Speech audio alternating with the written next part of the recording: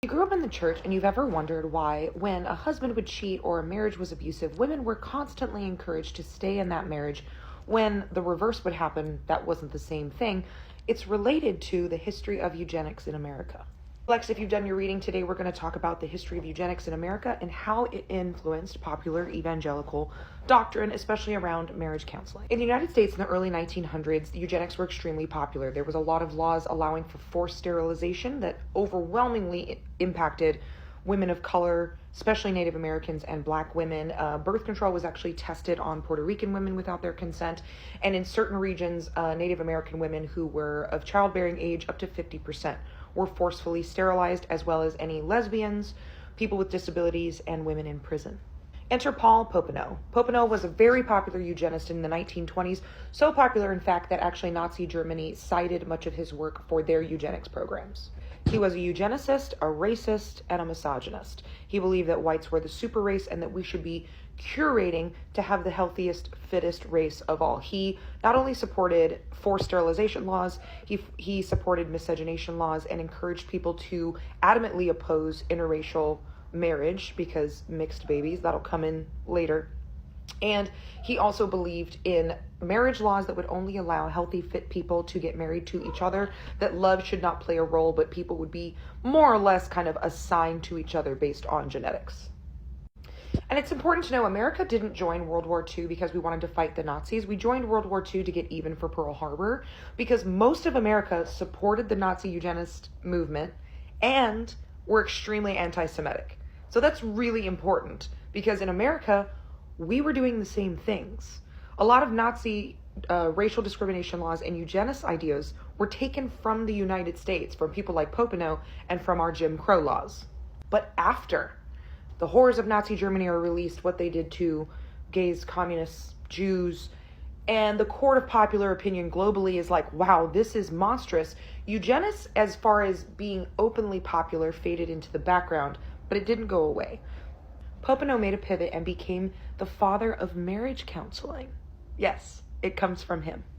He opened up a marriage and family counseling institute, trained thousands of counselors, but his ideas were so patriarchal, so rooted in white supremacy, and so rooted in forced sterilization and these anti-miscegenation laws that they didn't really resonate as much with the populace as a whole, but they resonated very much with evangelical leaders. In fact, you're not going to believe who his personal assistant was. James Dobson, the founder of Focus on the Family. Counselors, many of whom were clergy, were encouraged to tell white women that no matter what, they should stay in the marriage. Regardless of adultery, abuse, they should stay in their marriages. They should be advised against birth control, and that they should be told that they should have as many babies as possible, stay in the marriage as long as possible, and white women should be adamantly encouraged to never have interracial marriages. Now, evangelicals would say it was because, oh, it causes family problems or mixed kids won't fit in. No, it's eugenics and it's white supremacy, and it all comes back from Popenoe. In fact, actually, so they removed it later, but in Dobson's first book, Dare to Discipline, which is one of the books he became famous for, the original foreword was written by Popenoe. They removed it and pretend that it's not real, and we don't have any connections to this. So if you're someone like me who grew up in evangelicalism and you grew up hearing, well, like, it's fine to marry other races, but like it really does cause a lot of problems. There's a lot of cultural differences.